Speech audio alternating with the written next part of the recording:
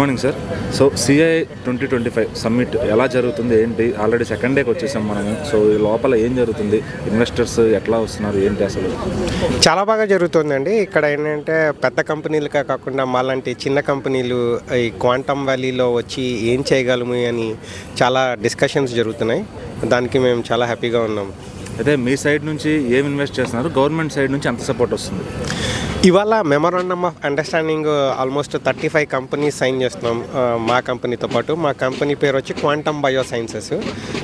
ఈ MOU sign చేసిన తర్వాత వాళ్ళు డీటెయిల్స్ చెప్తారనమాట. టెంపరీగా ఎక్కడ విశాఖపట్నంలో పెట్టచ్చా, తర్వాత అమరావతిలో ఎలా మూవ్ అవ్వచ్చు, ఈ ఫెసిలిటీస్, ఈ ట్రాన్సిషన్ ప్లాన్ అంతా ఎక్స్ప్లెయిన్ చేస్తారనమాట. సో గతంలో కూడా ఇలాంటి సమ్మిట్స్ జరిగినాయి, అంటే గత ప్రభుత్వంలో కూడా కండక్ట్ చేశారు.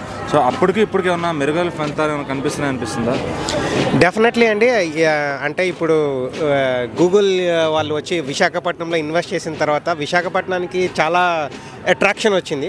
రెండోది సీఎం గారి అష్యూరెన్స్ ఏంటంటే ఆయన ఎస్క్రో ఫండ్ ఒకటి క్రియేట్ చేసి కంపెనీస్ అన్నిటికీ బ్యాంకుల్ని, ప్రైవేట్ ఇన్వెస్టర్స్ని తీసుకొస్తాము అన్నందు వల్ల ఫండింగ్ విషయంలో కూడా ప్రాబ్లం ఉండదు. సో అయితే చంద్రబాబు నాయుడు గారిని మనం చూస్తున్నాం, విజన్ అంతా కూడా ఆయన ఎంతోమందిని ఆయన కూడా మోడర్న్లోకి తీసుకొచ్చారు.